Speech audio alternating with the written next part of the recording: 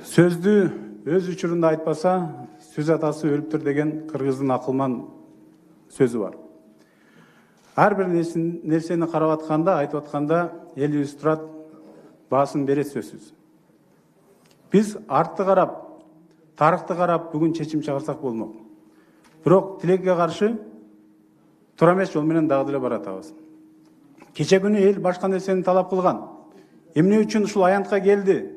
Эмнени талап кылды дегенди эстебей туруп, бир уч адам кайра эле топтолуп алып, чечим кылып баратабыз.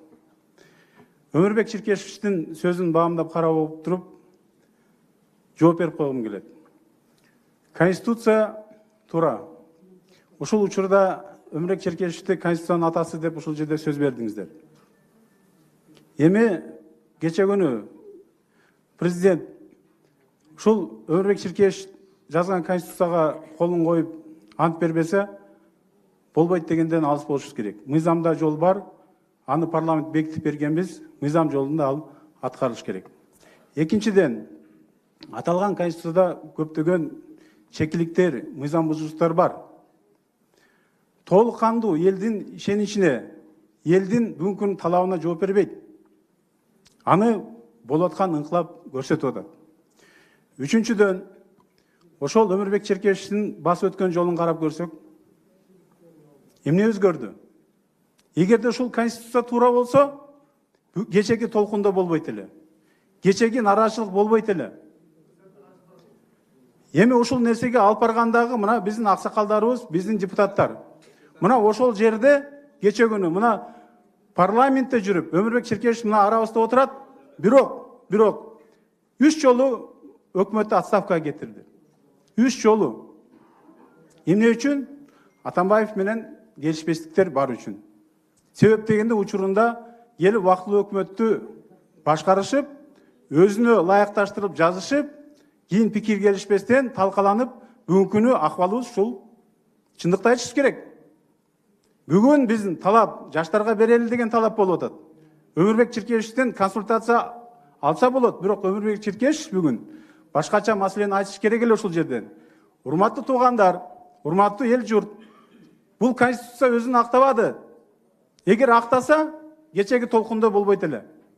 Бүгүн келгиле, жанакы шашкалактап бул мыйзамды өткүзө калып, эртең күнү дагы ушул эле форма менен элди парламентке келип толтурбастан, элге жаңы мүмкүнчүлүк түзүп берели. Элдин бүгүн үмүтү, элдин бүгүн талабы 120 депутат көп. Саныңыз айтып берели деген маселе турат. Ушул 120 депутат болуш керек деген аталган Конституцияда жазылып турат. Бул каралган маселе. Экинчиден, порогду чүрүп берели. 3% кылайлы, же 5% кылайлы. Фондду чүрөлү. Анан формадыбаны жоготолу. Ошентип туруп, ири отуруп, түз кеңеш туруп, чечим кабыл алалы деген бул жерде пикир болуп атат. Анан кече күнү, бүгүнкү күнү бул маселе жок, капталдан чыга калып, иш жасаган токтоп кала сураңыз. Ошол жаманбы, жакшыбы? Кече күнү элдин астына ант бергенбиз деп атабыз. Туугандар, кече күнү толкундо болгондо, достукта чогулганда, элден ошо антын аткарып ошол жерге келген депутаттар болду. Элден коркпостон, элден качпастан.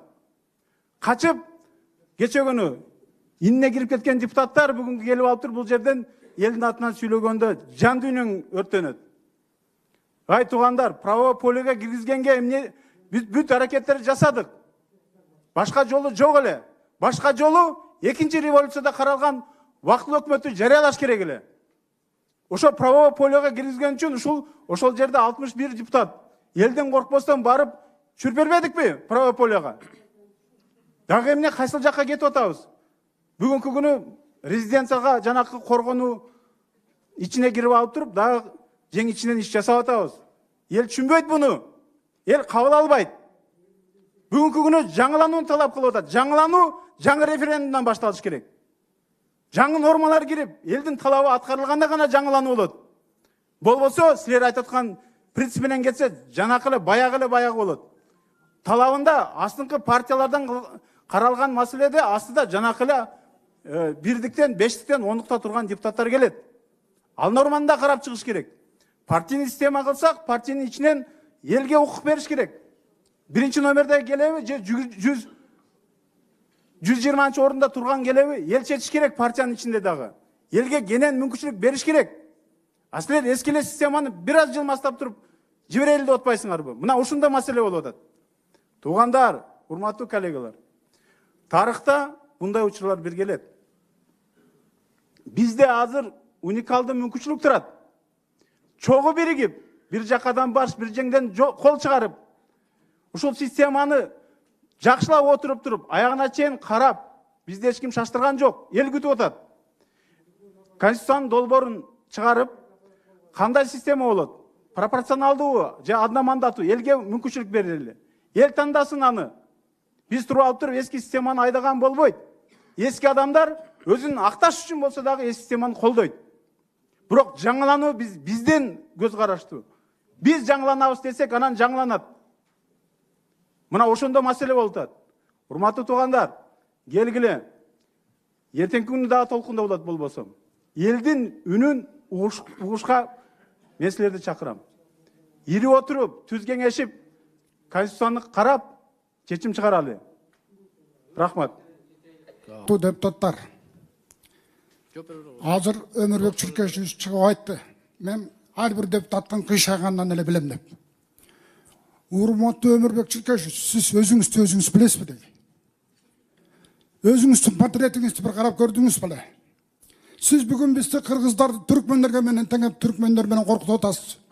Биз коркуу системасынан өтүп кеткенбиз. Коркуу жок бизде. Кыргыздар төрөлгөндө коркуу системасы өлүп калыптыр. Сизге айтарым ушул. Siz bizde Kırgızlarga, Türkmenlerge tengep, anan tigiге tengep, buga tengep, antpеңиz. Biz Kırgızbız. Biz Manastın tukumubuz. Процедурный söylesene. Biz hazır korkudan ötkönбүз. Biz şaşa turgan eştekemiz çok. Biz bugün Kırgız'tın geleceğin tüze turgan bir жақсы bir konstitusiyonu kabul alışımız gerek. Şaşpaylı. Meni hazırkı Sadır Nargıcı'yı aytıp ketkin gelet. Urmаттуу Sadır Nargıcı'yı. Siz Isıkköl'dün küçük mekanınız Isıkköl. Isıkköl'de bir Kırgız'ın tüyün tüptep ketken bir atıl bolgan. Al Kırgız'ın makalında var. Basma elden жақшысын esi bilbey, at bilet. Er jigitten mıktısın, eli bilbey jat bilet dep. Жүсіп Абдрахманов жөнінде айтқым келеді. Сіз Жүсіп Абдрахмановтай жақсы мықты жігіт болыңыз. Жүсіп Абдрахмановты қырғыздар бүгін балабай, балкім қазақтардан басы көбірек. Сіз ошол көлдік болғаннан кейін ошо Жүсіп Абдрахмановтан талым алыңыз. Сіз қорқып отырған ештеңе жоқ. Сіз алға кете беріңіз. Біз түрікменге ешқашан теңелбейміз. Біз түрікмен болбойбуз. Біз қазақ та болбойбуз. Біз өзбек та болбойбуз. Біз Kırgızbız.